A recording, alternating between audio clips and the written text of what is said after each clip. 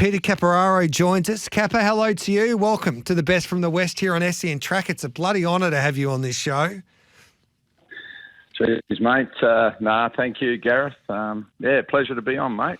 The boss. How you been? Yeah, I'm well, mate. Geez, I was excited for you when I had this inkling that the boss lady was going to run a big race because I was talking to Damien Lane, of course, the champion hoop, the son of Michael Lane, the trainer, and of course he's basically like your godson, isn't he? In a way, he's part of the family. D Lane, and he was saying that if this horse runs a big race, he might be a chance to head to the Quokka to ride her. Obviously, he's got suspended and he won't be there on Saturday. But I thought they must think this horse is flying, and geez, he was right. What a performance! Yeah, it was a super performance. If you listen to Michael, if anybody talked to Michael during the week, he was very confident she'd run a race. He didn't say we'd win or anything like that. He was really confident in her that he had a spot on for a first up assignment. And all week he'd be ringing me up and saying, Kappa, she's going to run a race. She's going to run a race. So, we went there excited, knowing that it was a step up from, where she finished off last prep. She was, I think she won her last three and was probably unlucky not to have won the Jungle Mist as well. But, it's still a big step up from a listed race to a Group 3. And I suppose we went there with, the excitement that she was going to tell us where she was. We were, we were always going to have a small prep. This time in, we sort of targeted 2 or 3 races. We were always going first up in the Roma Cup, and that was going to sort of sway us where we were going to go with her. She's gone super, and we've got a slot in the Quokka. Otherwise, it was, veer left and head to the Joey. Not a bad, not a bad sideways move. So, no, she's raised the bar herself, and well played. You're a smart accountant. You're very good with numbers. So, in a situation like this, you talk to Michael Lane, and it is the world's richest, not the world's richest race, it's WA's richest race, the Quokka. But then you got to break down the prize money, and she would have started a favourite in the Joey as well, and you got to work out what you get for first there. So, was it a difficult decision to commit to the Quokka? No, look, it's an absolute privilege, and I just want to say it was. She done it all herself, really. I mean, she raised the bar herself the way she won the Roma Cup. I mean, her normal pattern is she isn't the greatest away. She's never going to sit 1-1 in a race, I can assure you that. So, she sort of weaved her way through the back of the field. Great ride by Brad, and I did forget to mention that in the interview afterwards, but great ride by Brad. He weaved his way back to the inside and sort of, just pushed off at the right time and got on the back of Jokers, and the rest is history. She's just a trier. I mean, you can't buy that in them, you can't breed it in them, and you can't find out about them until they go to the racetrack. So she's raised the bar herself now, and I was quite honoured to receive phone calls straight after the race and into the next day from the 2 remaining slot holders, and I'm honoured to be in the race, mate. It's a terrific opportunity that the Peters family have given, myself as an owner, Michael as a trainer, and the horses and the boss lady as a horse to be involved in, if not the best race in WA, it's obviously the richest race in WA. So, it's an honour, mate. Absolute honour. Very easy decision. Once she went that well.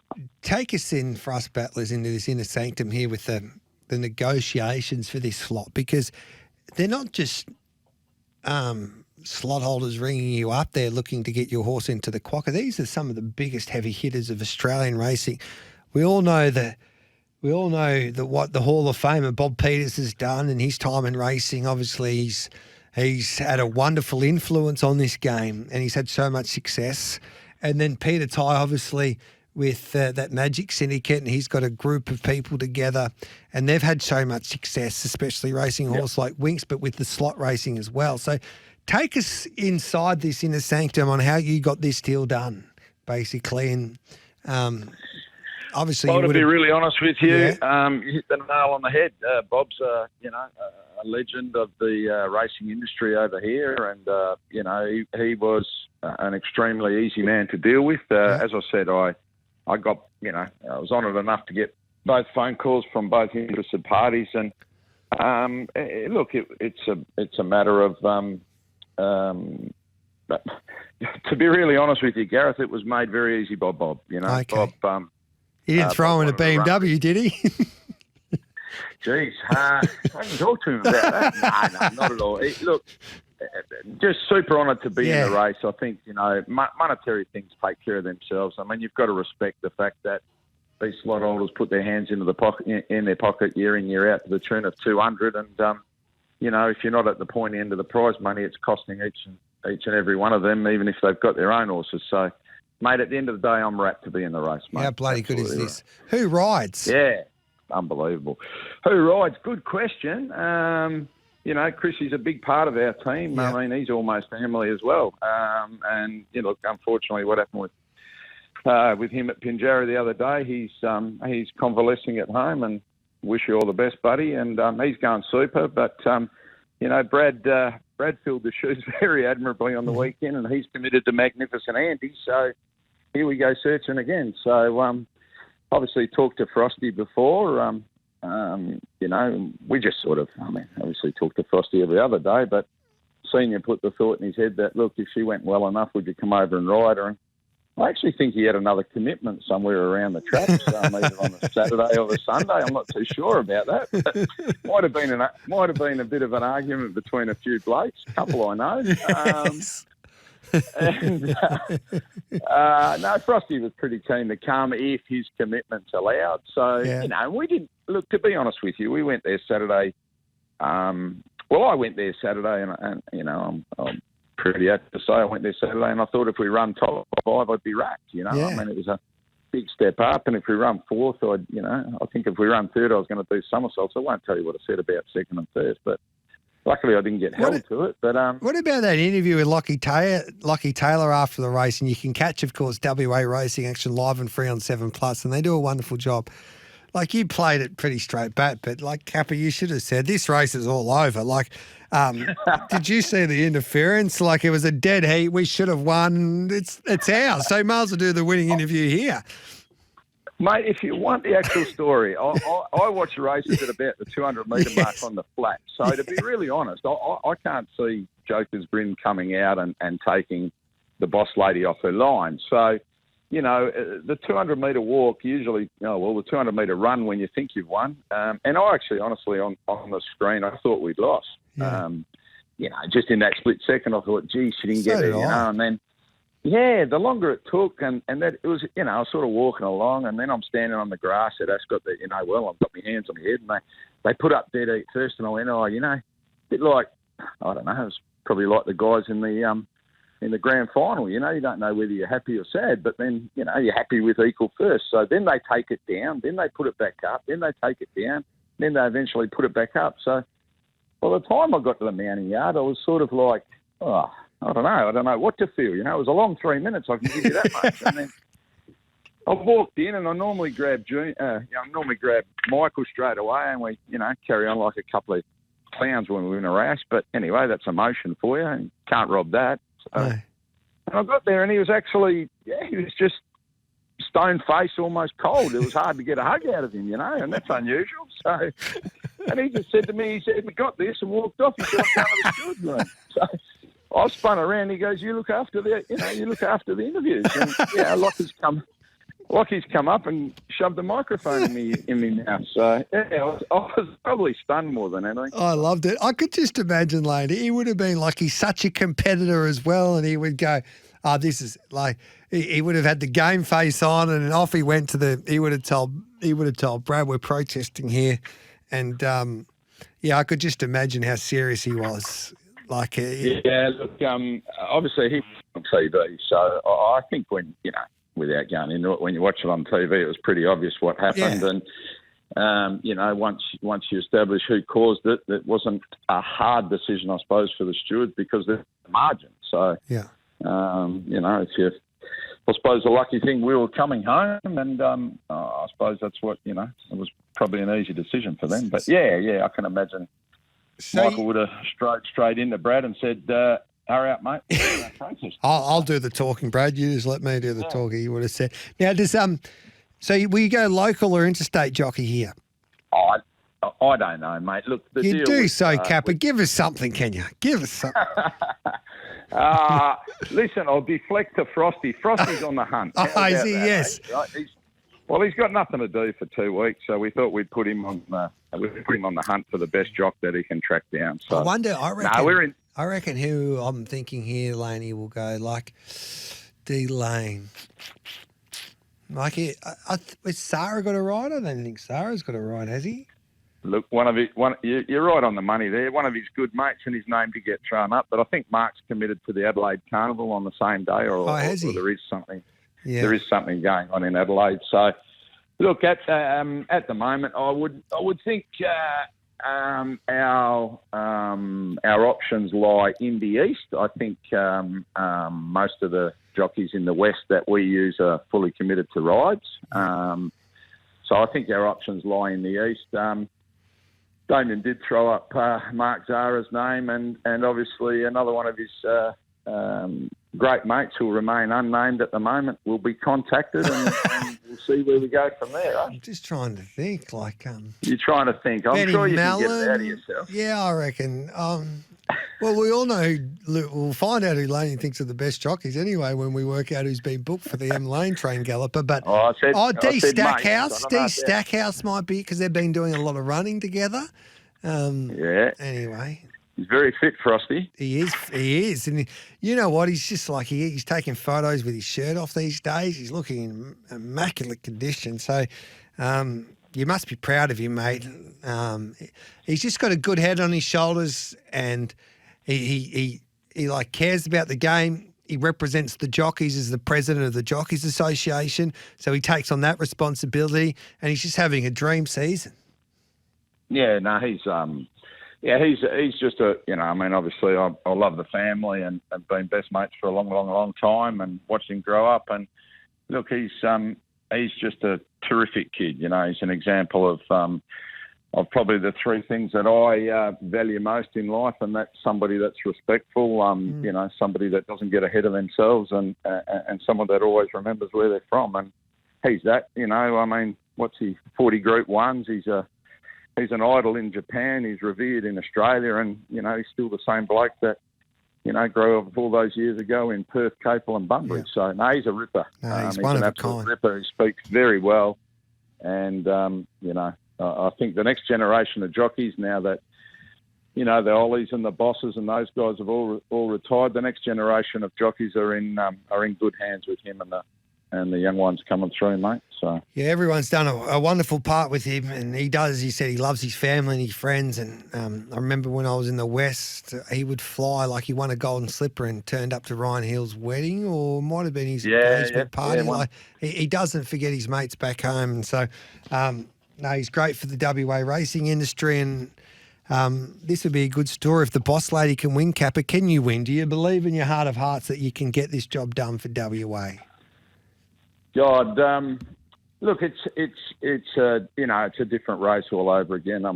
Overpass, Crecchetti, all these Western Empire, steps out first up. His record's unbelievable as well. Hopefully he's looking for a bit further, but Nolan Grant and Alana, they'll have him tuned to the hilt for a tilt. So, can I win? Well, Stephen Bradbury, one of my favourite sayings, Stephen Bradbury's, started in that Olympic final and he was 20 metres behind it, with a lap to go, and he's got a gold medal on his neck. So you can't win it if you're not in it. No. That's why I'm so thankful and appreciative to the Peters family. We're there. We're in it. Can we win it? Well, time will tell. I know she'll give it. I know she'll try. Yeah, 100%. She'll give her all if her all is good enough. Right. I'd like to think we'll be at the point in. How about we start with I'll be over the moon if we finish in single figures. How's that? I reckon I reckon you have to be strong consideration as one of the leading chances from a locals perspective. Anyway, if Overpass turns up, he's going to be mighty hard to beat. And Headwall's got that weight for H. Group 1 form in the East, but you got to be in it to win it. And in my time in racing, like I love characters, and you know, I've been lucky enough to meet some great people. But you and Laney always, when I was in the West, put a smile on my face. You're great for the game. You deserve all the success that comes your way. And I hope you go and get the chocolates there, mate, on Saturday week. Thanks, It'll be mate. some party. There will be some party, yeah. Bull and Maybe Bush. Frosty if he's not- We'll book out the Bull and Bush. Bull and Bush.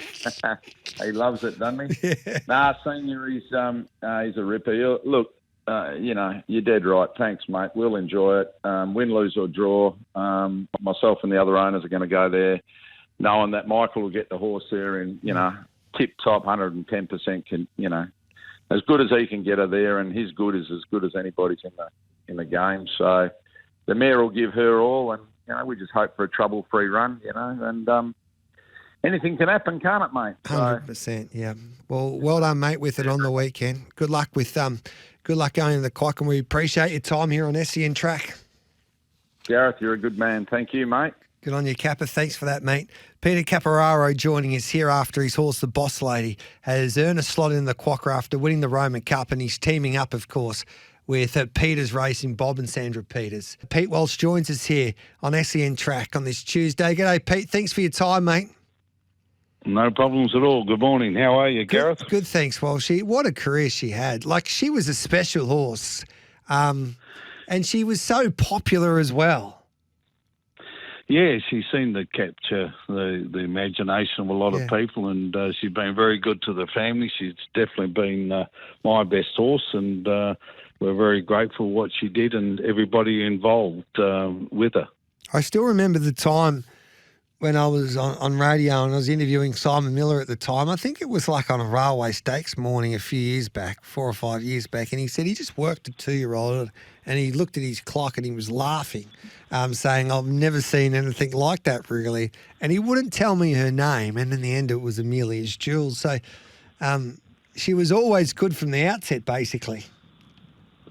Yes, you know, Simon kept it from me how good she was until she went into a trial, because I do get a bit excited with a few of them. But, yeah, I mean, she was just, you know, superstar to us. I wouldn't say she's a champion or anything like that. But to our family, she was a superstar to us, and she was just such a lovely horse, because every time she went on the track, she gave her best, you know.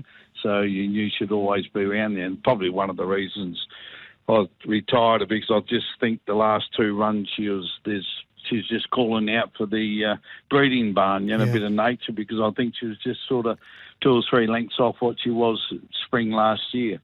And she was such an exciting horse, and she came about in a remarkable way. Walshy, can you explain the story how you actually came to breed her?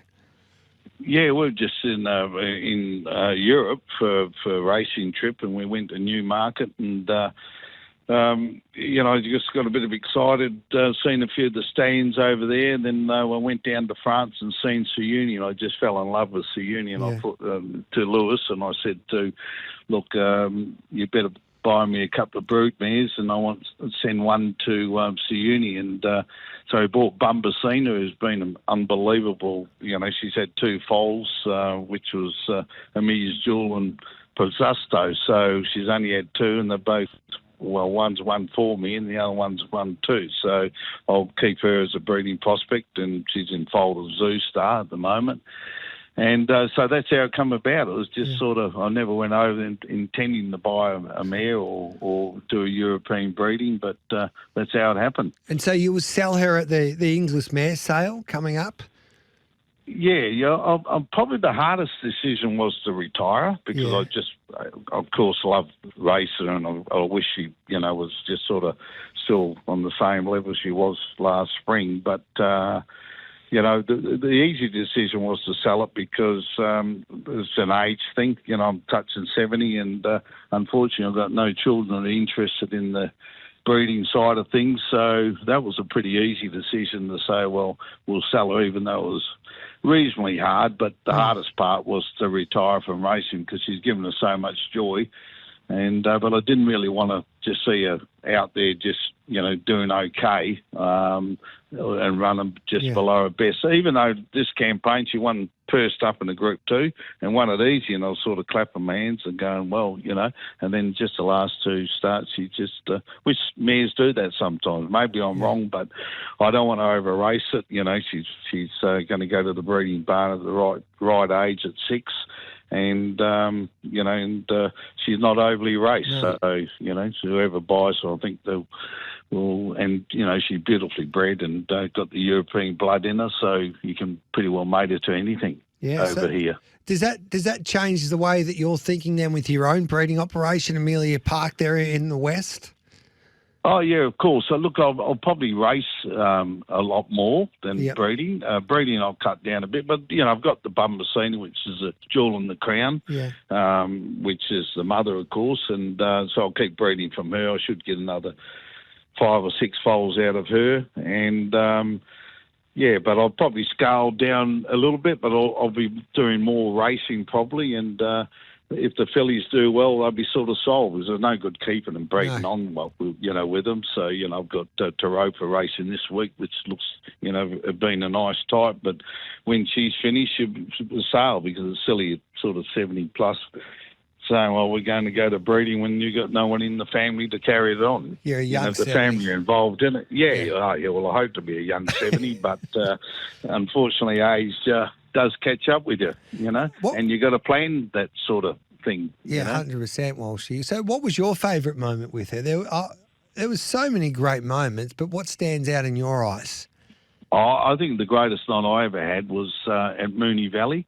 Yeah. We had a lot of friends there that rode there for the grand final and so forth, so that sort of added to the atmosphere. And, she did it, Anthony, and she broke the track record and still holds the track record for 1,600. I thought she was right at the top then, when she went to Melbourne first up. And it was, I think when she got injured in the Golden Eagle, she just never was right at that top, Yeah. So whether that was it or not, but she still raced well, of course. I mean, we've won a Group 2. We ran second to Tissue by a nose on Derby Day, so she was still there. But I just think after she got injured in the Golden Eagle, that she just wasn't quite the same horse. I don't think we really appreciated that night there when she went past Pride of Jenny. Then Pride of Jenny was able to become the horse of the year. After that effort, she never looked back. At the latter stages of that spring. So it was a race for the ages. It was very exciting. I mean, it was a great atmosphere that weekend too, the grand final weekend, and there's all the build-up. And, but you don't break track records over 100-odd years unless you're something special, and she was something special. I know there was so many great moments with her. Like, I loved her. I think... And I mentioned this at the top of the show, and I mentioned this a little bit on Giddy Up. I don't think in my time there at Ascot especially, or on any racetrack in a way, especially with the way that Ascot's set up, have I heard a roar like that. That crowd gave her a roar and that quokka for the first time, and Macaulay said, here she comes, and she flashed down the outside and she just missed out on beating Overpassed. I have goosebumps when I think about that moment. Like, she was beaten on that day, but... it was like you had to watch it to believe what you actually saw that day. Oh, 100%. I mean, that's probably my biggest thrill because on the corner she had no hope, and I thought, oh, well, it's all over. And then when she started to explode, the roar of the crowd, I'm the same. I got goosebumps all over because you just knew 90% of the people wanted her to win that day, and it was just 90. It was 100%. Not to. And but it was great. Gave me goosebumps, and it was probably one of the most exciting days on the racetrack. The build-up, which has been a great concept. The quokka, and to be involved in it was great, and for her to put in a performance like that, I was very proud. And she come from an impossible position virtually, and near won it. And and of course that was just the start of a campaign virtually, and so it was very exciting. And I don't think I'll ever get another horse like her, but unfortunately I wouldn't be letting her go if I was 5 years younger, of course, But Saturday night when I made the decision. I half made the decision on the last run. I thought if she runs like that again, just a little bit flat, I really thinking about it. I was in Bali at the time and I said to my wife, look, if she runs a bit flat, and I said to Annabelle, I've got to be careful here because if she runs flat a little bit, I don't really want to put her out and then come back again next spring and then see her run a bit flat and then waste another year and, where I think it's time for the breeding barn. But if she ran well, I would have kept going. I'd love to keep it going because I love racing her. But unfortunately, there always comes an end to everything and comes to the end of her racing career. But I'm sure she's going to have a great breeding campaign in future years, and I'd just be interested in who's going to buy her. And, if I had a couple of mil, I would buy her, but unfortunately, Walsh, I don't know if you. she's gonna be interesting to see who actually does buy her. Probably you, really Mr. Zhang will probably buy her. Yeah, well, whoever, isn't he going well? Yeah, he's great for racing too. Yeah. So it's fantastic. But so it's going to be a bit sad. But as I said, the saddest part is not racing anymore, and probably knowing I'll never get a horse like that again. Yeah, and to win that Northerly as well, to give Simon his first Group 1. Was that your first Group 1 as well? That's my only Group 1. Yeah. That was my first one. It's took me nearly 50 years. I've been racing horses since I'm 18. And but I think I've had 8 seconds in a Group 1 and 2/3, and that's the only one I won. So I waited a long time for it, but it took her to do it for me. So it was very exciting to win that. It was, but I nearly blew all the money celebrating, I think, for the next 2 days. Well, you got enough, Walshy, let's be honest. So you got to celebrate. It's all about memories. Yes, so she's certainly given us a lot of them. Yeah, she was a specialist, as I said. She captured the imagination not only of the WA racing public, but of the racing public around the country. And she was I remember Simon Miller used to rock up and he was on all of the breakfast shows here on SEN and everybody wanted a piece of him and wanted to talk about your mare. So she was great for the game, Walshy. So you should be proud. I loved the way that you opened the team up and allowed us racing fans to share the story with Amelia's Jewel, mate. So she's done a wonderful job. What a career she's had. And we wish her the best of luck as a mum. And well done with you, mate. And hopefully you can find another star like her. Yeah, I think we've got a good 2-year-old coming up, a Wooden Bassett. Okay. 2-year-old that they've got a fair rap, which will start in May, and it's called Bassett Hound. So whereabouts? Big rap on him in Perth, So who trains? So we'll kick Pateman.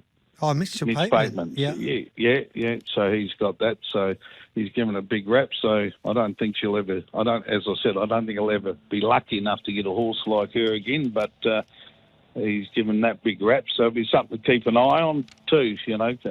For the public, if they want to follow him, I'm sure he's going to return them a bit of money. Beautiful. There goes the price anyway, Bassett Bounds, but we'll be looking forward to seeing yours race, Walshy.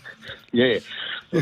I don't punt, so it's good. You're a good man. Thanks for that, Walshy. Yeah. Thanks for coming on SEN Track, and thanks mate. to the public for all their support, and it's been a great honour to be involved with that horse and WA racing. No, we thank you, Walshy. Thanks for that, mate.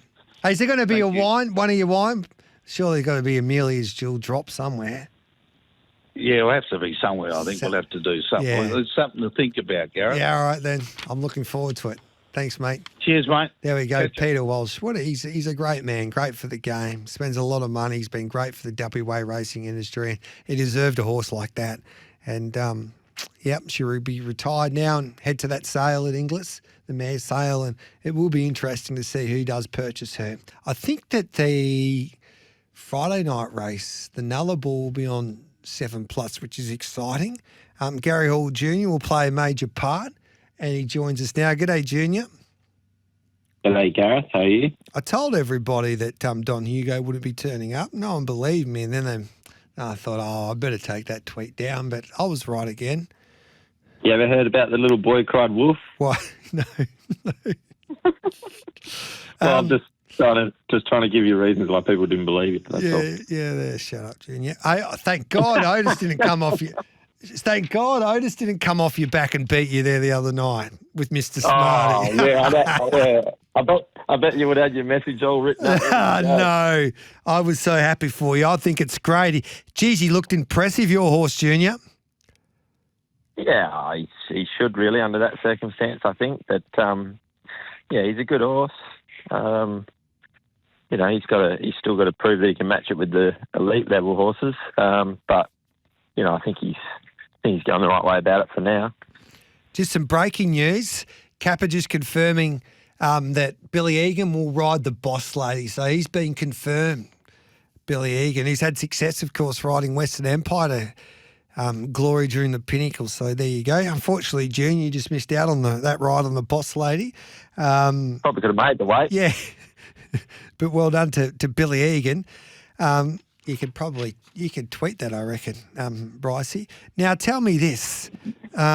Swayze's arrived, Catch a Wave has arrived in town. So bring on this Nullarbor. It's going to be a great race. I can't wait for this draw. I hope Mr. Smarty leads and Swayze's to your outside. That's what my dream is, Junior. Because Senior's given me 2,000 to 1. Don't worry, it's my dream too. So how's he going? Yeah, good. He's going to go around again Friday. We're tossing up whether to go Friday again or not, but it looks like, I think Senior's left him in at this stage. So, he'll race again. Yeah, this coming Friday. Looks like he's going to be up against Catch a Wave, random barrier draw. So I think judging by the rest of what the rest of the field looks like, it'd be, whoever draws inside the other one probably end up in the lead and then go on to win the race, you'd imagine. But yeah, it'll be obviously they're both in there for their last hit outs heading towards the Nullarbor. So, but we're happy with him. To be honest, I was a little bit concerned after the Bunbury run. I just thought we'd left our run a little bit too late with him trying to get him fit, and he got away from us a bit. So, and I expected him to be a little bit better than what he was at Bunbury that night. And even though I sort of overdrove him completely, but I think he come through that well. And then last start was definitely more of the Mr. Smarty we know, and I think he did that pretty comfortably. So, that was good to see. So Swayze $2, Catch a Wave $4, Mr. Smarty $4.50, Minstrel at $5. Gee, he's a Sports at $9. Are you hearing anything about Magnificent Storm? I think it's back in, as far as I know. But, huge cloud over it now that they've said that it's had that issue. So, but apparently I think at this stage it's taking its place. Which isn't ideal, obviously, because it would have missed a little bit of work. But Ray Williams has done a wonderful job with him. So we wish him the best of luck there. What can you tell us about, he's a Sport that will take Don Hugo's spot? Yeah, he's a nice horse, and I wouldn't go as far as to say he couldn't win the race, but I think the wraps on him at this stage are a little bit too high, to be honest. Okay. Yeah. He come through over here, and he got in really well under the system over here when he first came over from New Zealand, and he went bang bang through the classes pretty quick, and he looked very good. But I don't think he did anything, that any other runner in his grade now wouldn't have done. So there was talk about him being their number one pick and all that, but he was never going to replace Minstrel, and I don't think Danny would have ever been driving him over Minstrel the way he's been going. So might come back to bite me, but I just think he's one notch below the elite ones at this stage. The other horse I think can measure right up if he's the 4-year-old. Just Call Me Mickey. I think he's a. I'm not sure. Has he been? Is he being picked? Confirmed starter, they tell me. Yep. Yeah. Okay. If he, he'd take all sorts of beating if he led around Goss Park. There's another one he couldn't sit outside. Oh, please, Junior, Just Call Me Mickey. Oh. Now you're getting carried away, Junior. You need to be better than that. People listen to this show And they respect your opinion, but hey. don't be made to look like a clown, Junior, by saying that. I'm telling you, you don't understand. It's different. It's like I'm not. I wouldn't say. I know. these I've things seen if, heaps. race I've seen heaps of racing. Yeah, but Gloucester Park's different. Like Smarty Friday, he's not even screwed down. He's gone. He's broke 28 on his ear his last 2 quarters. Like how fast do you think you have to be going around to sit outside him and beat him for that half? Yeah.